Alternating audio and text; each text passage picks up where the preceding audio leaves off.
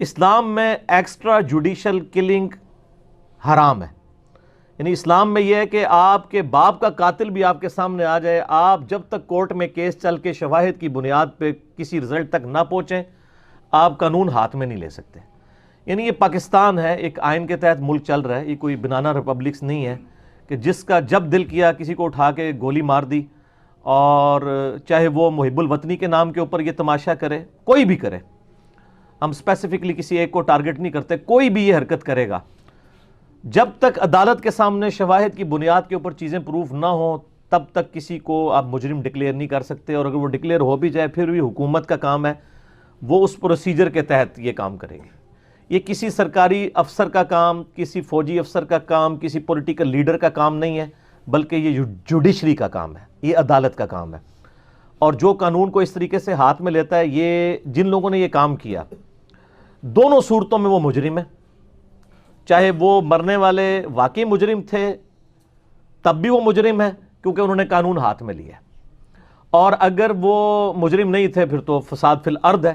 تو ایسے لوگوں کو تو سرعام پھانسی دے کے پھر اور جو ہے ان کے مخالف سمت کے ہاتھ اور پاؤں کٹوانے چاہیے. آیت محاربہ سورۃ المائدہ آیت نمبر 33 کے تحت جو لوگ فساد فی الارض کرتے ہیں، ریاستی دہشت گردی کرتے ہیں، چاہے وہ حکومتی ادارہ کوئی کرے، چاہے وہ کوئی مذہبی جماعت کرے، چاہے کوئی پولیٹیکل جماعت کرے، ان کی سزا پھر عبرتناک، ان کا قتل کیا جائے، ان کو سولی پہ لٹکایا جائے. سورۃ المائدہ کی آیت نمبر 33 میں آتا ہے.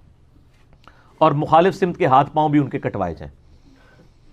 تو یہ جوڈیشری جب تک آزاد نہیں ہوگی، جوڈیشری کا کام کوئی محب الوطنی کے نام پہ اپنے ہاتھ میں لے گا، یہ تو ظلم ہے. اس لیے میں کہتا ہوں کہ جی اس ملک کے اندر نہ تو ایکسٹرا جوڈیشل کلنگ ہونی چاہیے، نہ کوئی مسنگ پرسن ہونا چاہیے بغیر عدلیہ میں اس کو پیش کیے. ادروائز بڑی مصیبت کھڑی ہو جائے گی. لوگ اپنی ذاتی دشمنیاں نبھانے کی خاطر اپنی پوسٹ کا نجائز استعمال کریں گے اور لوگوں کو قتل کرنا شروع کر دیں گے محب الوطنی کے نام پہ. اور میں یہ آج سے رونا نہیں رو رہا ہوں، یعنی میں یہ اس وقت سے رونا رو رہا ہوں کہ جب لوگوں کو یہاں پہ سینس بھی نہیں تھا.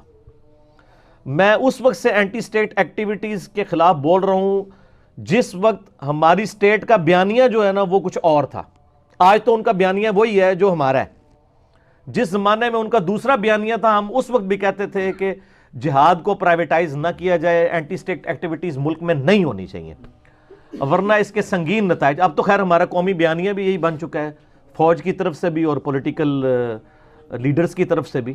اصل چیز جو ڈسکس کرنے والی وہ یہ ہے کہ وہ باقصور بھی ہوں تب بھی ایکسٹرا جوڈیشل کلنگ ماورائے عدالت قتل نہیں آپ کسی کا کر سکتے. اس طرح تو پھر انارکی معاشرے میں پھیل جائے گی.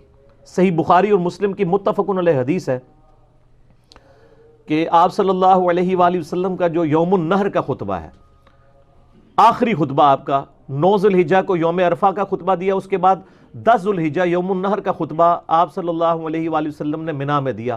بڑا مشہور خطبہ ہے، آپ کو مشکات میں بھی حج والے چیپٹر میں مل جائے گا، بخاری مسلم دونوں میں ہے. کافی طویل خطبہ ہے، اس میں یہ الفاظ بھی ہیں. آپ نے فرمایا کہ بتاؤ آج یہ جو مہینہ جو ہم گزار رہے ہیں یہ مہینہ کون سا ہے؟ صحابہ نے کہا اللہ اور اس کا رسول بہتر جانتے ہیں.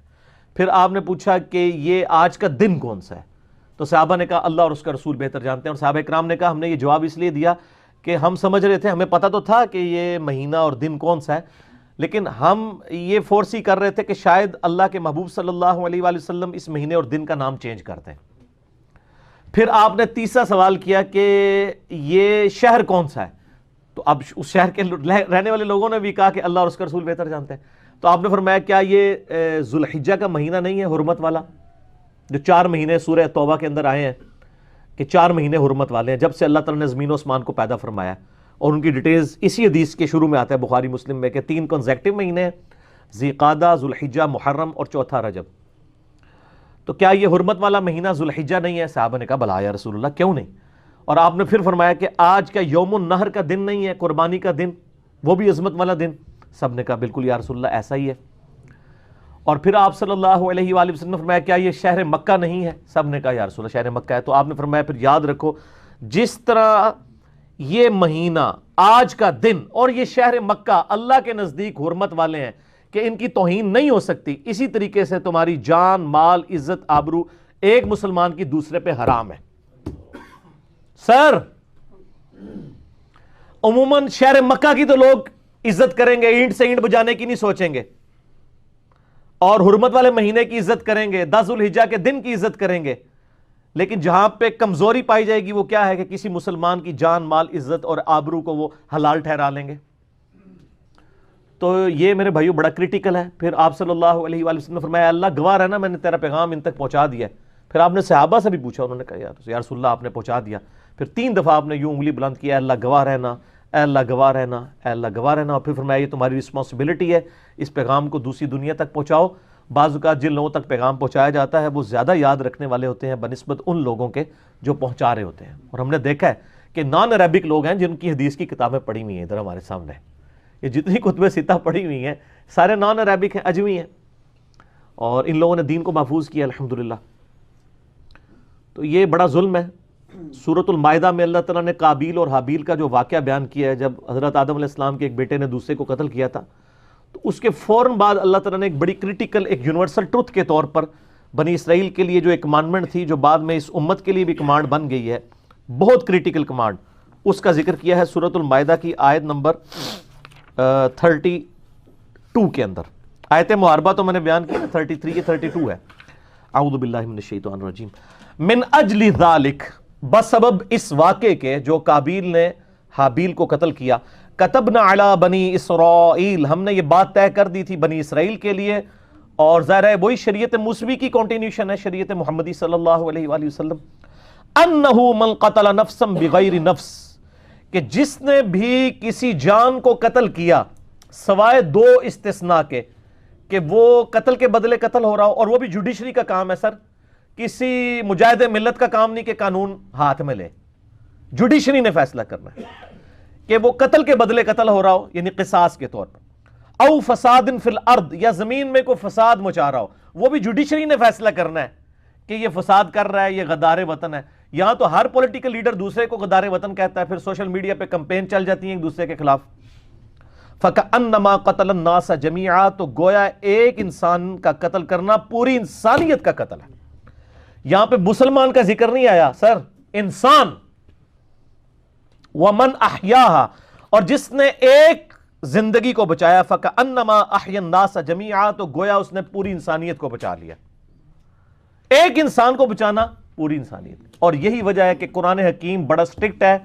قرآن کا اسلوب یہی ہے کہ کوئی غلطی کرے معاف کر دو، اللہ تمہیں اجر دے گا. لیکن ایک گناہ ایسا ہے جس پہ اللہ تعالیٰ نے فرمایا معافی اپریشیٹیبل نہیں ہے، بلکہ قصاص لو، اور وہ قتل ہے. باقی سب جگہ کا ٹھیک ہے معاف کر دو، غلطی ہے، اللہ تعالیٰ بدلہ دے گا. لیکن اس یونیورسل ٹروتھ کو اللہ تعالیٰ نے جس طریقے سے بیان کیا ہے نا، یہ آیت نمبر ہے 179 سورۃ البقرہ کی. اعوذ باللہ من الشیطان الرجیم، بسم اللہ الرحمن الرحیم. بہت کریٹیکل آیت ہے میرے بھائیوں. وَلَكُمْ فِي الْقِصَاصِ حَيَاةٌ يَا أُولِي الْأَلْبَابِ، قصاص میں انسانیت کی زندگی چھپی ہوئی ہے اے عقل والو، لعلکم تتقون، تاکہ تم تقوی اختیار کرو. انسانیت کی زندگی اس میں ہے کہ قتل کے بدلے لوگوں کو قتل کیا جائے. جو دہشت گردی کرنے والے ہیں، چاہے حکومتی ریاستی دہشت گردی ہو، چاہے کسی پولیٹیکل جماعت کی طرف سے ہو، خواہ کسی مذہبی جماعت کی طرف سے ہو، جو فساد فی الارض کر رہا ہے، لوگوں کو ناحق قتل کر رہا ہے، اس کو عدالت میں پیش کر کے شواہد کی بنیاد پہ اللہ تعالیٰ ہمارے قتل کرو، اور اس میں انسانیت کی زندگی ہے. باقی جگہ کہا گیا معاف کر دو، قتل کے بارے میں کہا گیا نہیں بدلہ لینا ہے. مولا علی علیہ السلام کا جو قول ہے وہ ان ساری آیات اور احادیث کو کور کرتا ہے جو تواتر سے نقل ہوا ہے اہل سنت اہل تشیع دونوں کے ہاں، کہ مولا علی نے فرمایا تھا رضی اللہ تعالیٰ عنہ علیہ السلام کہ کوئی بھی معاشرہ بغیر دین کے تو چل سکتا ہے، بغیر انصاف کے نہیں چل سکتا. یورپ کے معاشرے میں آج پرائم منسٹر کی بھی جرت نہیں ہے، ان کے آرمی چیف کی بھی جرت نہیں ہے کہ کسی کو تھپڑ بھی مارتے. اپنی نوکری سے بھی ہاتھ دھو بیٹھے گا اور لاکھوں پاؤنڈز لاکھوں ڈالر اس کو جرمانہ ادا کرنا پڑے گا. یہاں تو پرائم منسٹر کا ایک جگہ کا یا چیف جسٹس کا ایک جگہ کا ہاسپٹل کا دورہ ہوتا ہے، وہاں سے مریضوں کو بھی اٹھا کے لے جاتے ہیں جگہ کھلی کرنے کے لیے. تو یہ پھر ریاست مدینہ تو نہیں نا جی عمران خان صاحب، ریاست مدینہ میں یہ کچھ تو نہیں ہوتا. تو ہم تو اس کے حوالے سے آج سے نہیں عرصہ دراز سے آواز بلند کر رہے ہیں کہ عدالتوں کو آزاد کیا جائے. میرا ایک کلپ ملینز آف پیپل تک پہنچا سر، فیس بک کے ذریعے بھی، یوٹیوب کے ذریعے. ڈو اٹ فرسٹ پلیز، جس میں نے عمران خان صاحب کو کہا تھا جوڈیشری کو آزاد کریں، یہ کام کر دیں، کوئی اور کام کرنے کی ضرورت ہی نہیں ہے، باقی سب کے سب سیدھے ہو جائیں گے۔ کوئی فوجی لیڈر، کوئی مذہبی لیڈر، کوئی سیاسی لیڈر عدلیہ سے اوپر نہیں ہونا چاہیے، سب اکاؤنٹیبل ہوں عدلیہ کے سامنے۔ تو آپ دیکھیں جناب کیسے یہ قوم سیدھی طرف چلتی ہے، اور یہ بڑا کریٹیکل ایشو ہے، یہ یاد رکھیے گا۔ صحیح بخاری میں حدیث ہے، نبی صلی اللہ علیہ وآلہ وسلم نے فرمایا جس شخص نے کسی ذمی کافر کو بھی قتل کر دیا نہ حق، وہ جنت کی خوشبو بھی نہیں پائے گا، حالانکہ جنت کی خوشبو 40 سال کی مسافت سے بھی آ رہی ہوگی۔ ایک کافر کو بھی قتل کرنے والا نہ حق جنت کی خوشبو نہیں پائے گا۔ اور ابو داؤد میں حدیث ہے، اسی کی وہ ایکسپلینیشن سمجھ لیں۔ نبی صلی اللہ علیہ وآلہ وسلم نے فرمایا اللہ تعالیٰ یا تو شرک کو معاف نہیں کرے گا، جو سورہ نساء کی آیت نمبر 48 اور 116 میں آیا، ان اللہ لا یغفر ان یشرک بہ ویغفر ما دون ذلک لمن یشاء، اللہ شرک کو معاف کر دے گا، اس کے علاوہ جو گناہ ہے، شرک کے علاوہ جو بھی گناہ ہے وہ معاف کر دے گا سوائے شرک کے، مگر جس کے لیے چاہے گا۔ تو قرآن میں بھی اشارہ ہے کہ شرک کے علاوہ بھی کوئی ایسا گناہ ہو سکتا ہے جو اللہ معاف نہ کرے، کیونکہ لمن یشاء ہے۔ ابو داؤد میں اس حدیث کی ایکسپلینیشن ہے، یا تو اللہ تعالیٰ شرک کو معاف نہیں کرے گا، یا کسی ذمی کافر کو کسی نے نہ حق قتل کر دیا۔ کافر کو، سر مسلمان کی بات ہی نہیں ہو رہی، مسلمان کے قتل کے بارے میں تو آپ سورۃ النساء کھول کے پڑھ لیں، اللہ تعالیٰ نے فرمایا جس نے کسی مسلمان کو نہ حق قتل کیا ہمیشہ کے لیے دوزخ میں، سر ہمیشہ کے لیے۔ اگر آپ کو یقین نہیں آتا یہ میں وہ آپ کو پڑھ کے بھی سنا دیتا ہوں، سورۃ النساء میں ہے، اعوذ باللہ من الشیطان الرجیم، بسم اللہ الرحمن الرحیم، آیت نمبر 93، وَمَن يَقْتُلْ مُؤْمِنًا مُتَعَمِّدًا، جس نے جان بوجھ کے کسی ایمان والے کو قتل کیا، فَجَزَاؤُهُمْ جَهَنَّمُ خَالِدًا فِيهَا، اس کی جزا ہے ہمیشہ کے لیے جہنم، وَغَضِبَ اللَّهُ عَلَيْهِ، اور اللہ کا غضب، وَلَعْنَهُ، اور اللہ کی لعنت، لعنت کا مطلب وہ رحمت سے دور، وَأَعَدَّ لَهُ عَذَابًا عَظِيمًا، اور ایسے شخص کے لیے اللہ نے بہت بڑا عذاب تیار کر رکھا ہے۔ سر یہی وجہ ہے بخاری مسلم کی دونوں کی حدیث ہے کہ قیامت والے دن سب سے پہلے قتل کے مقدمے کا فیصلہ ہوگا۔ ایک تو وہ ابو داؤد میں حدیث ہے نا، قیامت والے دن سب سے پہلے نماز کے بارے میں سوال کیا جائے گا، وہ حقوق اللہ میں سے ہے، اور وہ ابو داؤد میں حدیث ہے۔ بخاری مسلم میں جو پہلے سوال کا ذکر ہے نا سر قیامت والے دن، وہ قتل کا ہے، حقوق العباد میں سے، حتیٰ کہ ابو داؤد کے اندر اور سنن نسائی کے اندر بڑی ڈیٹیل حدیث آتی ہے۔ نبی صلی اللہ علیہ وآلہ وسلم نے فرمایا قیامت والے دن مقتول اپنے قاتل کو پیشانی کے بالوں سے گھسیٹتا ہوا اللہ کے عرش کے قریب لے جائے گا، یہ یعنی اس کی اپروچ ہوگی، اور اس حال میں کہ اس کی رگوں سے خون بہ رہا ہوگا، اور پھر وہ اللہ سے کہے گا یا اللہ اس کو پوچھ، اس نے مجھ سے میری زندگی کیوں چھینی تھی، آج مجھے انصاف چاہیے۔ یہ حالت ہونی ہے جناب، یعنی باقیوں کو تو فرشتے گھسیٹ رہے ہوں گے نا، قاتل کو مقتول پکڑ کے لے کے جائے گا۔ اور سنن نسائی میں آگے الفاظ موجود ہیں، وہ صحابی کہتے ہیں اے حکمرانوں کبھی کسی کے ناحق قتل میں اس کی مدد مت کرو، ٹھیک ہے نا جی۔ اسی لیے سیدنا علی کا ایک قول یہ بھی ہے رضی اللہ تعالیٰ عنہ علیہ السلام کہ اگر 1000 بندے مجرم چھوٹ جائیں، ٹھیک ہے، یہ بڑا مسئلہ نہیں ہے، لیکن ایک ناحق کسی بندے کو سزا ہونا یہ بڑا مسئلہ ہے، کیونکہ اس سے تو پھر انارکی پھیل جائے گی نا۔ وہ کہتے نہیں ہمارے پاس چونکہ پروف نہیں ہوتا اس لیے ہم پھر ایکسٹرا جوڈیشل کلنگ جو ہے آپ کو پتہ ہے ہو جاتی ہیں، تو سر اس میں جو غریب لوگ مارے جائیں گے اور آپ آخرت کی ہمیشہ کی ناکامی اپنے گلے میں ڈالیں گے، اور ملک کے اندر جو انارکی پھیلے گی، تو اللہ سے ڈر جائیں۔ اتنی کریٹیکل احادیث ہیں قتل ناحق کے حوالے سے، تو یہ اللہ سے ڈر جانا چاہیے۔ جو لوگ بھی ایکسٹرا جوڈیشل کلنگ کرتے ہیں سر وہ اپنی آخرت برباد کر رہے ہیں، اللہ سے ڈر جائیں، چاہے کوئی مجرم ہے یا نہیں ہے، دونوں صورتوں میں ایکسٹرا جوڈیشل کلنگ اسلام کے اندر حرام ہے، اور اس کی کوئی اجازت نہیں ہے، کیونکہ اگر یہ ہونا شروع ہو جائے گا پھر ناحق لوگ بھی قتل ہونا شروع ہو جائیں گے، اور پھر ملک کے اندر دہشت گردی جو ہے وہ پروان چڑھے گی۔ آپ کو پتہ ہے پھر وہ کس طرح ریونج سامنے آتا ہے، چاہے وہ مجرم تھے یا نہیں تھے۔ سر یہ تو چیز ڈسکس ہی نہیں ہونی چاہیے کہ وہ مجرم تھے یا نہیں تھے، یہ چیز ڈسکس کرے کہ مجرم ہوں تب بھی عدالت، ماورائے عدالت آپ قتل نہیں کر سکتے، اسلام میں اس کی کوئی گنجائش ہی نہیں ہے۔ اسلام نے تو رول ایسا بنانا نا لوگوں کو پروٹیکشن ملے، یہاں تو لوگ پتہ نہیں لوگوں کے اوپر کیا الزام لگا دیتے ہیں اور بعد میں جا کے کھلتا وہ تو خام خواہ الزام لگایا تھا، وہ تو ہے ہی نہیں تھا. ٹھیک ہے، تو یعنی ہم تو خود یعنی اس چیز کو بھگت رہے ہیں. میں پرسنلی بھی اس سے مجھے اندازہ ہوا ہے کہ یعنی میں تو عرصہ دراز سے قرآن کی تعلیمات کی وجہ سے ان چیزوں کے اوپر ایمفسائز کرواتا تھا کہ آپ کو جو چیز عدالت میں آپ پروف نہ کر سکیں، لوگوں پہ الزام کی بنیاد کے اوپر اس طریقے سے لوگوں کے ساتھ معاملات نہ کریں، ورنہ مصیبت کھڑی ہو جائے گی اور یہ گلی گلی قتل و غارت شروع ہو جائے گا. بہرحال چاہے وہ مجرم تھے یا نہیں تھے، آپ کو اختیار کسی نے نہیں دیا کہ آپ قانون کو ہاتھ میں لیں. اگر آپ یہ کہتے ہیں کہ آپ کے پاس اختیار ہے قانون کو ہاتھ میں لینے کا، تو سر پھر جب آپ کو دوسرے مذہبی جماعتوں والے لوگ یا پولیٹیکل لیڈرز یا کوئی اور لوگ، جب ان کی پارٹی کے لوگ آپ کو مارنا شروع کریں گے، پھر آپ نے ہم جیسے لوگوں کو نہیں کہنا کہ ہاں جی تسی صحیح کہندے سو کہ عدالتیں آزاد ہونی چاہیے. تو جب تک اپنی پھینٹی نہ لگے اس وقت تک یہ عدالتیں کسی کو یاد نہیں آتی ہیں. تو ہم کہتے ہیں ابھی بھی عدالتوں کو آزاد کریں، عدالتوں میں چیزیں لے کے جائیں، عدالتوں کا یعنی وہ فیصلہ کریں گے. اور اگر وہ چھوڑ بھی دیں کسی بندے کو شواہد کم ہونے کی بنیاد کے اوپر، اللہ کے حضور وہ مجرم نہیں ہوں گے. لیکن آپ قانون ہاتھ میں نہیں لے سکتے. آپ اپنی محب الوطنی پروف کرنی ہے تو شواہد اکٹھے کریں. آپ یورپ امریکہ میں دیکھیں 10 20 سال تک شواہد اکٹھے کرتے ہیں. ان کو پتا ہوتا ہے کہ کورٹ میں اگر ہم نے جا کے یہ پروف نہ کیا ہمیں سزا ہو جائے گی. اور حالانکہ یہ اسلامی سزا ہے. سورۃ النور کے اندر آیا نا کہ اگر کوئی کسی کے اوپر زنا کی تہمت لگاتا ہے اور وہ پروف نہ کر سکے تو اس کو پھر 80 کوڑے لگائے جائیں گے، چاہے اس نے اپنی آنکھوں سے بھی دیکھا ہو. پروف کرنا ہوگا، 4 گواہ لانے پڑیں گے. تو قانون تو پھر اسی طریقے سے چلتا ہے نا سر. لا قانونیت نہیں ہونی چاہیے. اور یہ قتل والا ایشو جو ہے نا یہ بہت سٹرکٹ ہے. میں پہلے بھی بولتا رہتا ہوں، آج یہ چونکہ ایک سینسٹیو ایشو تھا انہوں نے پوچھ بھی لیا تو میں پھر سے یعنی یہ کلیئر کر دوں، انما الاعمال بالنیات، اعمال کا دار و مدار نیتوں پر ہے. اس حدیث کو مس یوز بعض لوگ کر کے محب الوطنی کے نام کے اوپر لوگوں کو قتل کر دیتے ہیں اور کہتے ہیں ہماری نیت درست ہے. سر آپ کی نیت جو مرضی درست ہو، پہلی تو بات ہے یہ آپ کو غلط کہانی کرائی گئی تھی. یہ حدیث اس طرح ہے ہی نہیں ہے. یہ حدیث بخاری اور مسلم دونوں میں موجود ہے اور یہ حدیث جو ہے وہ صحیح بخاری کی پہلی حدیث ہے. ایون مشکات المصابیح جو انسائکلوپیڈیا آف حدیث ہے اس میں بھی پہلی حدیث یہی ہے بخاری اور مسلم کے ریفرنس سے. سیدنا عمر فاروق رضی اللہ تعالیٰ عنہ علیہ السلام کہتے ہیں کہ نبی علیہ السلام نے فرمایا تمام اعمال کا دار و مدار نیتوں پر ہے.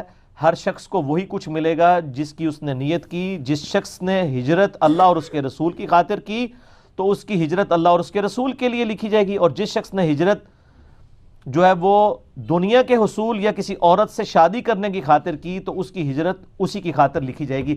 یہ تو نیک اعمال کے بارے میں ہے. انما الاعمال بالنیات. برا عمل برا ہی ہے چاہے نیت اچھی بھی ہو.